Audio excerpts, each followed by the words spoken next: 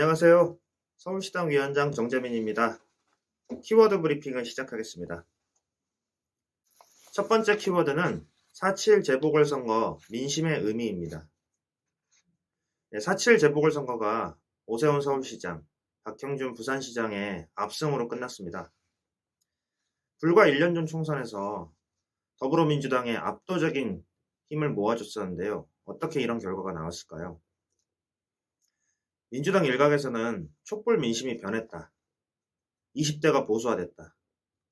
야당과 언론의 탓이다. 검찰 탓이다는 분석을 하고 있습니다. 그런데 이는 본질을 한참 벗어난 것입니다. 2016년 총선 이후 2017년 대선, 2018년 지방선거, 그리고 2020년 총선까지 전국 규모 선거에서 민주당이 모두 승리했었습니다. 특히 박근혜 탄핵 이후 2018년 지방선거, 그리고 2020년 총선에서 현 집권 세력에게 촛불 민심은 전폭적인 지지를 보냈습니다. 서울시 25개 구 중 24개 자치구 구청장이 민주당 소속입니다. 그리고 서울시의원 109명 중 101명이 민주당 의원입니다. 그런데 4월 7일 재보궐선거에서 박영선 후보가 25개 구에서 오세훈 후보에게 완패했습니다. 2017년 대선에서 문재인 대통령과 2018년 지방선거에서 박원순 서울시장에게 25개 구에서 모두 승리를 했는데 이것과 정반대의 결과가 나온 것입니다. 불과 1년 전 총선에서 서울의 49개 선거구 중 41개를 민주당이 승리를 했습니다. 이것과 비교해도 참 상상하기 힘든 결과가 나온 것인데요. 민주당에게 참패를 안겨준 민심의 의미가 무엇인지 중요합니다. 국민의 승리를 자신이 승리한 거로 착각하지 말라. 지난 8일 김종인 국민의힘 비상대책위원장이 퇴임식에서 한 말입니다. 이번 선거는 국민의힘이 잘해서 승리를 한 것이 아니라 집권 여당이 잘못해서 심판한 것이니 착각하지 말라는 이야기를 한 것입니다.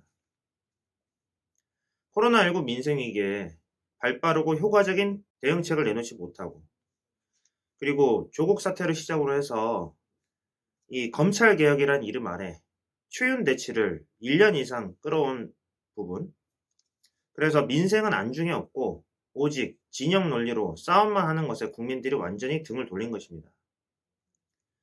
게다가 부동산 가격 폭등, 전월세 대란으로 집 없는 세입자 서민들이 위기에 내몰렸는데 거기에 LH 사태까지 터져서 분노한 민심은 더 이상 참지 못하고 투표를 한 것입니다.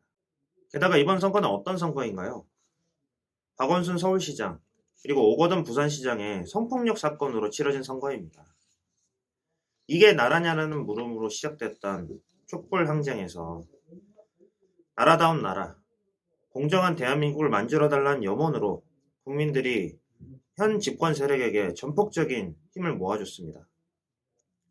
그러나 지금의 집권 세력은 지난 4년 동안 너무나 실망스러운 모습을 보였고 무능한 모습을 보였기 때문에 국민들이 완전히 배를 뒤집어 버렸습니다. 7일 방송 3사 서울시장 보궐선거 출구조사에서 주목할 만한 결과가 나왔습니다. 전통적으로 친민주당 성향으로 알려져 있었던 20대, 30대 투표 결과가 모두 오세훈 서울시장이 앞선 것으로 나왔기 때문에 더욱 그렇습니다.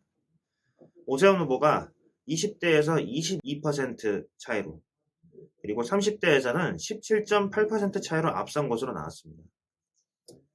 이것은 청년층들의 불공정에 대한 극심한 분노 표출로 봐야 됩니다. 특히 조국 사태를 시작으로 현 집권 세력에 대한 불공정 문제에 분노한 청년들의 민심이 현재 청년들은 좋은 직장을 구하기도 어렵고 그리고 평생을 일해서 벌어도 집 한 채 마련하기 어려운 상황인데 여기에 LH 사태까지 터져서 분노가 폭발한 것입니다.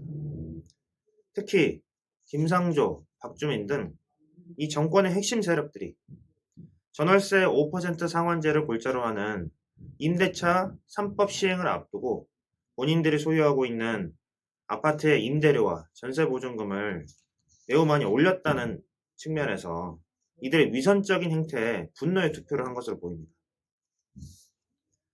또한 20대 여성들의 표심에 주목을 해야 됩니다.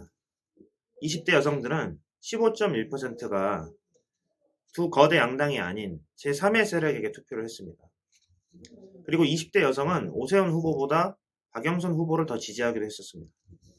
바로 재보궐선거의 원인을 제공했음에도 불구하고 당원을 바꾸면서까지 후보를 출마시킨 이 더불어민주당에 대한 배신감, 그리고 과거 새누리당과 한나라당에서 소속 의원들에 의해 진행됐던 성폭력 사건에 대해서 국민의힘도 믿을 수 없다.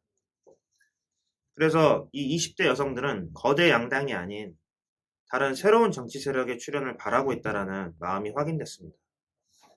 그런데 이번 선거 결과에서 무엇보다 안타까운 것은 진보의 가치를 내건 후보들이 모두 그 득표율을 합해도 1.9%에 그쳤다는 것입니다. 그 어느 후보도 1%의 벽을 넘지 못했고 심지어 허경영 후보에게도 뒤지는 결과가 나왔습니다. 이는 지난 2018년 서울시장 선거에서 정의당 김종민 후보, 민중당 김진숙 후보, 그리고 녹색당 신지혜 후보 등이 득표한 총합 3.75%의 절반에도 미치지 못한 결과여서 더욱 안타깝습니다. 특히 정의당이 당대표 성추행 사건으로 책임지는 차원에서 이번에 후보를 출마시키지 않기로 했기 때문에 아쉬움이 더 큰 것 같습니다. 그러나 이것은 끝은 아닙니다. 집권 여당의 실정과 무능에 대한 국민들의 분명한 심판 민심이 확인이 되었고, 그리고 정의당은 두 거대 양당 중심의 정치 체제를 거부하고 기본소득당, 미래당, 진보당, 녹색당 등 반기득권 정치 선언을 통해서 향후 대선과 지방선거까지 새로운 대안을 모색할 틀을 남기긴 했습니다. 이게 나라냐는 물음에서 시작됐던 촛불 민심은 아직 변하지 않았습니다. 지금도 나라다운 나라, 공정하고 정의로운 대한민국, 그리고 성평등한 세상, 기후위기 극복, 불평등 해소, 그리고 일터에서 죽지 않고 노동이 존중받는 대한민국을 만들어 달라는 민심은 변함이 없습니다. 민심은 바다와도 같아서 배를 띄울 수도 있고 뒤집을 수도 있다는 말이 있습니다. 국민의힘이 이번 재보선에서 이겼다고 해서 만약 자만하고 이 촛불 민심을 배신한다면 이들 역시 똑같이 심판받을 것입니다. 집권 여당은 남은 1년을 지난 4년보다 더 살아남을 걷는 마음으로 철저히 반성하지 않으면 다시 이 떠난 민심을 되돌릴 수 없을 것입니다.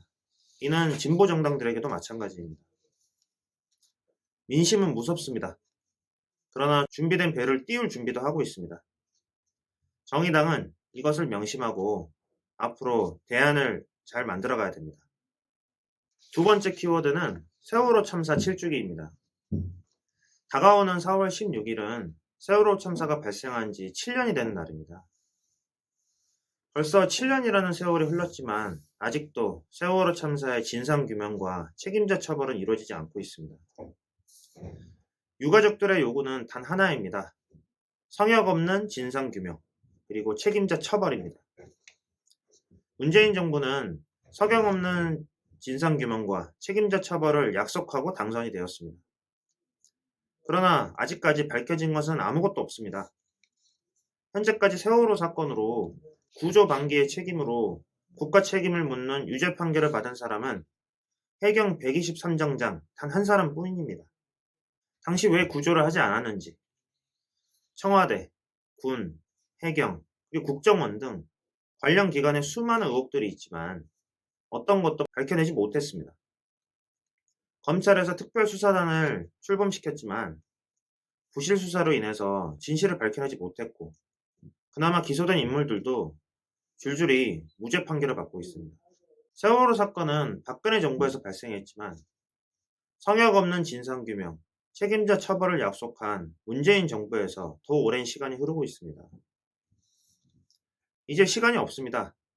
문재인 정부도 임기가 1년 남았습니다. 특별검사 등을 활용해서 다시 새로운 수사와 기소를 해야 됩니다. 그리고 국회 차원의 대통령 기록물 공개 결의를 통해서 공인된 대통령 기록물 등 자료를 적극적으로 확인하고 이를 수사기관과 사회적 참사 조사 특별위원회에 제출해야 됩니다. 세월호 참사는 국가의 구조방기로 304명의 국민들이 희생된 희대의 참사입니다.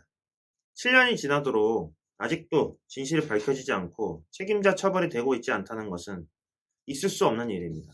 4.7 재보궐선거 참패로 민주당은 반성하고 혁신하겠다고 했습니다. 도대체 무엇을 위해서 그 많은 권력을 가지고 있나 묻지 않을 수 없습니다. 말로만 반성하고 혁신하는 것이 아니라면 문재인 대통령과 민주당은 성역 없는 진상규명, 책임자 처벌이라는 이 약속 하나만이라도 제대로 지키기 바랍니다. 이상으로 키워드 브리핑을 마치도록 하겠습니다. 감사합니다.